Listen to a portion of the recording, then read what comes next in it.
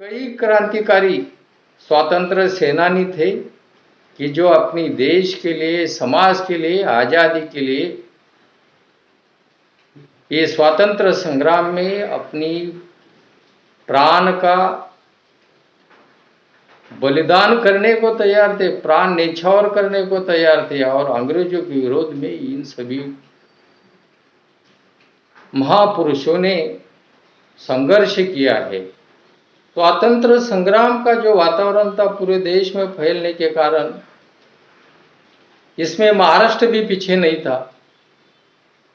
उसके नजदीकी कोकण प्रदेश, जिसको हम ठाना रायगढ़ कहते हैं, रायगढ़ जिला में भी इसके परिणाम हुए।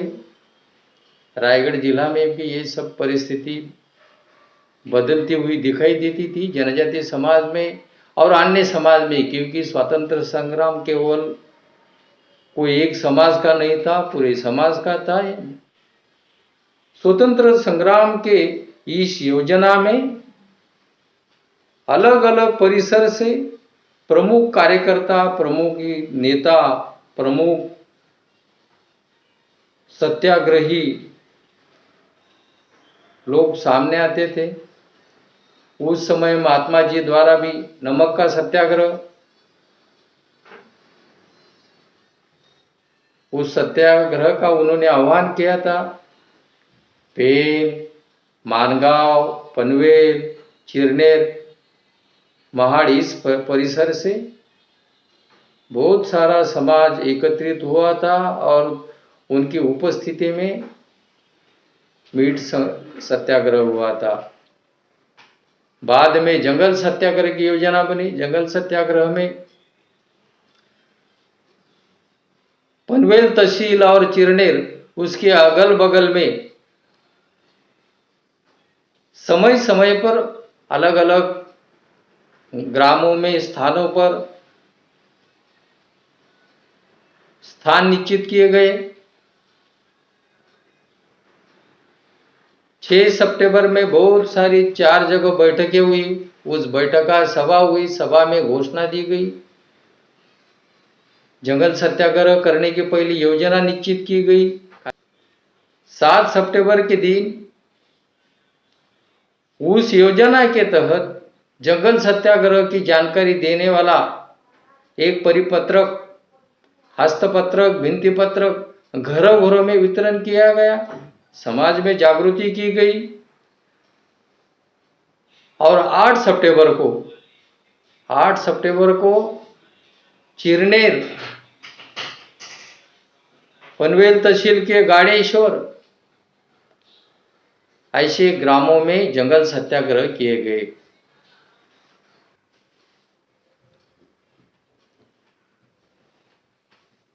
चिरनेर जंगल सत्याग्रह के समय उस सत्याग्रह का नेतृत्व बाबूराव आपटे इनको दिया गया था और उनके नेतृत्व में चिरनेर परिसर में अक्का देवी की जो वाड़ी है, बस्ती है, उस बस्ती में 2000 की उपस्थिति में जन समुदाय एकत्रित हुआ था। सपत्नीक उन्होंने वहां जंगल में पूजा की, आरती हुई, ताल मृदंग की घोष में भजन हुए और उस समय विंधने, कोपरोली, मोठी जुई,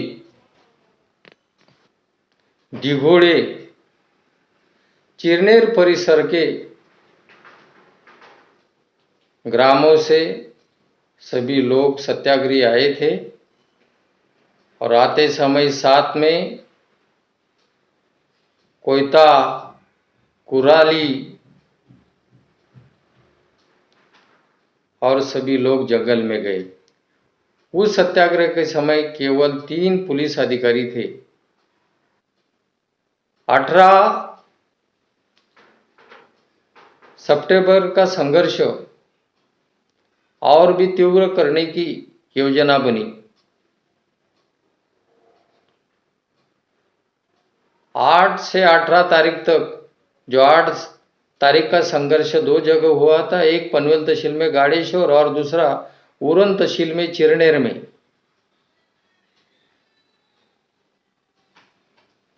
उसकी खबर अंग्रेज सरकार को मिल चुकी थी, पुलिस अधिकारी को मिल चुकी थी। उसके कारण 18 सितंबर को होने वाला जो सत्याग्रह था, उस सत्याग्रह के समय पुलिस अधिकारी और पुलिस सिपाही अधिक संख्या में वह पहले से उपलब्ध थे। 18 सितंबर को 3000 की संख्या में पूरे क्षेत्र से लोग जमा हो गए। कुलाली, कोयता ऐसी हत्यारे साथ में लेकर और ताल, मृदुंग, भजन, पूजन, जय घोष का, वंदे मातरम का नारा देते हुए, भारत माता की जय का नारा देते हुए पूरा समाज संघ एकत्रित गणेश मंदिर से फिर से अक्का देवी की वाड़ी और मालरान जो है वहां पर पहुंच गए और वहां पर भाषण हुए। 18 सितंबर का सत्याग्रह सफल होने के कारण 25 सितंबर में चिरनेर केंद्र निश्चित किया गया और उस क्षेत्र में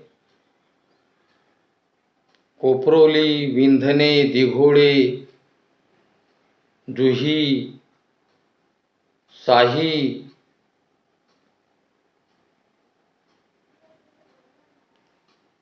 चिरनेर अलग अलग ग्रामों में शक्ति लगाकर जागरण की योजना बनी और उस आधार पर सभी समाज को विश्वास में लेते हुए, जागृत करते हुए उस सत्याग्रह को यशस्वी बनाने के लिए सभी ने समय पे पहुंचना है, गणेश मंदिर में आना है, साथ में अपनी कुल्हाड़ी, कोयता इसको लेकर आना है। स्वाभिमानी वृत्ति का, स्वाभिमानी स्वभाव का हुतात्मा नाग्या दादा, उनकी परिवार की स्थिति बहुत ही कठिन थी। परिवार में पत्नी, 3 भाई, पिताजी और माँ, कुल मिलाकर परिवार में अर्थार्जन के मार्ग स्तोत्र कोई नहीं थे। ऐसी स्थिति में कभी कभी ये चावल की पेच पीकर अपना जीवन बिताना, ऐसा ही प्रसंग बहुत बार होता था। जंगल है, जंगल में जाकर वन उपज लाना है तो वहां पर भी सरकार के कंत्राटदार पहुंच चुके थे, वन रक्षक पहुंच चुके थे और जंगल में जाना है तो कानूनी गुनाह होता था। और उसके इस सभी परिस्थितियों के कारण और गरीबी के कारण नाग्या दादा के मन में हमेशा सरकार के प्रति एक संतप्त भावना प्रकट होती थी, व्यथित होते थे। और ऐसी स्थिति में नाग्या दादा के जो चचेरे भाई थे, एशिया, जानिया और अपने समाज बांधो, इस सभी युवकों में नाग्या दादाओं के द्वारा ये सब स्वतंत्र संग्राम का जो माहौल भरा वातावरण था, उस वातावरण को पोषक और सहायक बनाने के लिए उनके मन में निरंतर विचार चलता था। 25 सितंबर 1930 के दिन चिरनेर जंगल सत्याग्रह अधिक संख्या के रूप में होने की जो योजना बनी थी, उस योजना का जानकारी अंग्रेज सरकार के जो सिपाही थे, पुलिस इंस्पेक्टर थे, पनवेल के प्रांत ऑफिसर थे, सभी को पहले से ही मिल चुकी थी। और इसके कारण पुलिस इंस्पेक्टर दौलतराव पाटिल, 14 शस्त्रधारी पुलिस, 7 शस्त्र न होने वाले पुलिस, कुल मिलाकर 21 पुलिस कर्मचारी और एक इंस्पेक्टर और एक मामलतदार जोशी ऐसे सुबह ही चिरनेर परिक्षेत्र में आ गए। योजना के अनुसार सभी क्षेत्र के गणेश मंदिर पर 5000 की उपस्थिति में जन समुदाय एकत्रित हुआ और वहां से योजना बन गई। चिरनेर की जो चतुर्सीमा है, चतुर्सीमा के अनुसार शिलोत्री टेकड़ी पूर्व में आका देवी का मालरान,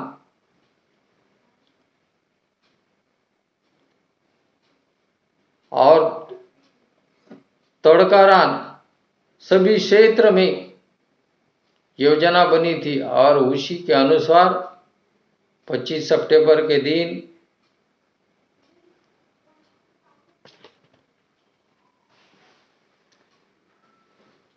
सत्याग्रह में आए हुए जो समाज था, उनके हाथों में कुल्हाड़ी, कोयता, ये सब होने के कारण उस दिन वो जो कुल्हाड़ी है और कोयता है वो किन पर चलेगा, इसकी कोई पूर्व जानकारी किसी को भी नहीं थी। और गढ़ के अनुसार चिरनेर के चारों ओर जंगल में सभी जगह सभी लोग चले गए, लेकिन पुलिस इंस्पेक्टर दौलतराव पाटिल की सभी को सूचना देते गए कि जंगल में जाना नहीं है, जंगल में मत जाओ, जंगल मत काटो, सत्याग्रह मत करो। लेकिन कोई भी सत्याग्रही, ये सभी सरकार की जुल्मी सरकार के जो सिपाही थे, उनकी बातें मानने को तैयार नहीं थे और जंगल में पहुंच गए।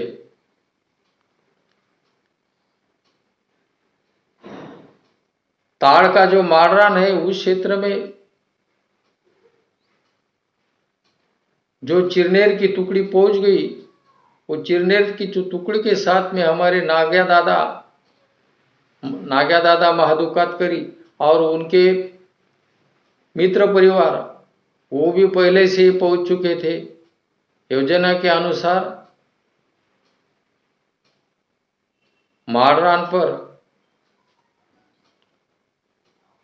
सभी सत्याग्रही ने अपना शस्त्र उठाया और साग की जो वृक्ष थे, उसको वृक्ष को काटना शुरू कर दिया, गौत काटना शुरू कर दिया। पुलिस इंस्पेक्टर ने कुछ लोगों को बंदी बनाने का प्रयास किया। सीमित हथकड़ियां उनके साथ में होने के कारण कुछ लोगों को रस्सी से बांध दिया गया और ताड़ का जो मालरान था, वहां से कुछ लोगों को पुलिस इंस्पेक्टर नीचे लेकर आ रहे थे। ऐसी स्थिति में शिलोत्री टेकड़ी, मालरान, आका देवीवाड़ी का क्षेत्र, सभी लोग खचाखच भरे हुए थे और ये सब दृश्य देख रहे थे। किसी को भी अंदाजा नहीं था कि अभी आगे क्या होने वाला है। ऐसी स्थिति में पुलिस इंस्पेक्टर ने मामलेदार से पूछा, फायरिंग करना है? तो मामलेदार ने, जोशी साहब ने बोल दिया कि नो फायरिंग। और ये बताते हुए मामलतदार पानी पीने के लिए ओढ़ा की दिशा में चले गए। पुलिस इंस्पेक्टर दौलतराव पाटिल पहले से व्यतीत थे, क्योंकि मामलतदार ने उनको नो फायरिंग का आदेश दे दिया था। जितने भी सत्याग्रही थे उनको छोड़ने का बोला था। नाराज इंस्पेक्टर ने फायरिंग का ऑर्डर देकर फायरिंग का ऑर्डर दे दिया और उस स्थिति में वहां पर चिरनेर क्षेत्र के 8 लोग जो है, उसमें 4 लोग जो है वो उनका मृत्यु हो गया, कुछ लोग घायल हो गए। अंशुराम बुधाजी घरत, नाग्या महादू कातकरी, नानाभाई लक्ष्मण पोवडे, माया भोईर, चांगा रांधो पाटिल, इन लोगों को पुलिस कर्मचारी की गोली लगने के कारण वो भी जख्मी हो गए। लेकिन ये पूरा सत्याग्रह में पूरे क्षेत्र में से आए हुए जितने भी लोग थे, जिनका भी नुकसान हुआ था, जख्मी हुए थे, घायल हुए थे, संघर्ष करने के कारण जिनको नुकसान हुआ था, वो अपने अपने रिश्तेदार को, नातेवाईक को लेकर गए। लेकिन हमारे नाग्या दादा, वो जो ताड़ का जो रान है वहां पर उनको भी गोली लगी थी, वो भी जख्मी हुए थे और उसी स्थिति में अकेले वहां पर वो लेटे हुए जमीन पर गिरे हुए थे।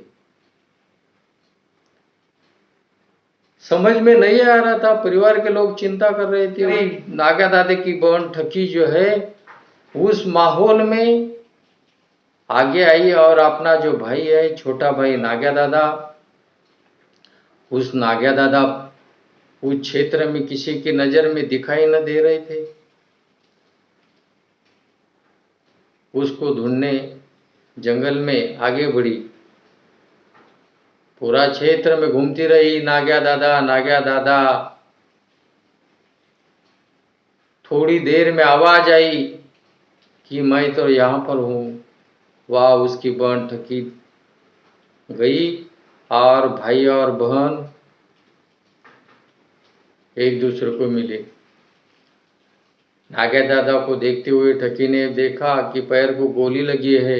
ऐसी स्थिति में नाग्या महादू कातकरी इसको पूरे वन क्षेत्र की वन औषधि की जानकारी होने के कारण बड़ी बहन ठकी को बोला कि जाओ वो औषध लेकर आओ, और उन्होंने अपने हाथ पर उस औषधि को चूर कर वो पैर को लगाई। थोड़ी देर में नाग्या दादा के पिताजी महादू को ये जानकारी मिली कि नाग्या ताड़ के माररान पर घायल स्थिति में पड़े हुए हैं, पैर को गोली लगी है। महादू वहां पर पहुंचे। फिर वृद्धावस्था में भी महादू ने अपने नाग्या को अपने पाट के पीछे लेकर घर पर लाया।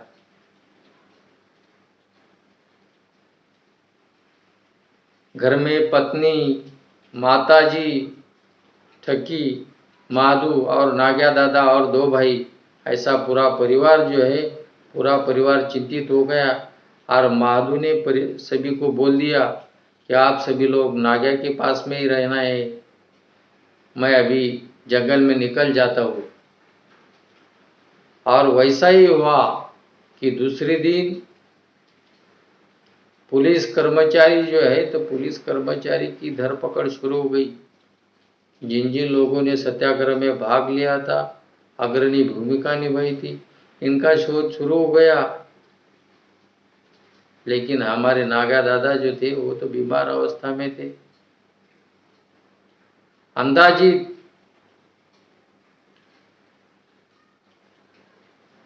6 महीने तक नागा दादा ने अपना ये वेदनामय त्रासदायक पैर के आजार के कारण, गोली के आजार के कारण अपने जो पैर थे, वेदना होती थी, दुख होता था, लेकिन वो सब होते हुए भी हमेशा अपने तरुण युवक साथियों को, रिश्तेदारों को, अपने समाज बांधवों को यही आशा दिखाते थे कि हम जरूर स्वतंत्र होंगे, हमारा जंगल आज़ाद होगा, हमारा समाज को आज़ादी मिलेंगी, हमारी सरकार आएंगी, हमारा विकास होगा। ये आशावाद की भावना हमेशा मन में रखते थे, राष्ट्र विचार मन में रखते थे। और अंदाजित 6 महीने के बाद में नाग्या दादा जो है इनका देहांत हो गया।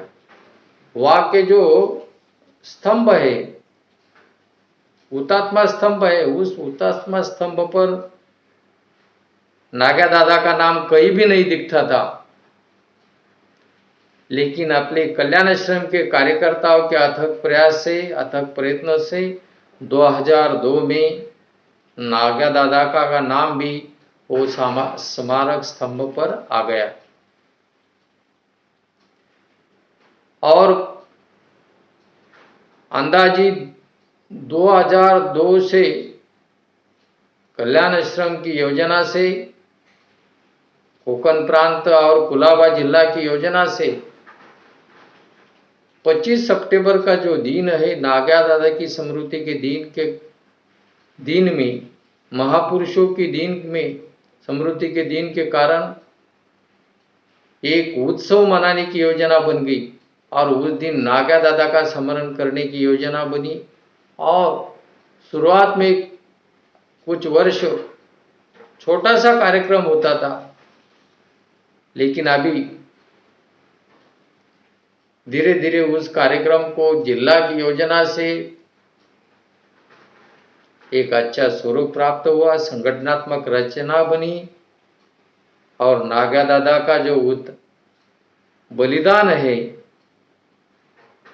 नाग्या दादा का जो समर्पण है, त्याग है, इसकी जानकारी अपना रायगढ़ जिला के जो हमारे जनजाति समाज के कातकरी बांधव हुए, इन सबको दी जा रही है। और उसके आधार पर गांव-गांव में नाग्या दादा की ये जो समर्पण है, बलिदान है, इसको अपने जनजाति समाज में उनके विचार पहुंचाने की योजना बनती रही। और आज चिरनेर क्षेत्र में, चिरनेर में 25 सितंबर का जो कार्यक्रम है अच्छी संख्या में हर वर्ष होता है।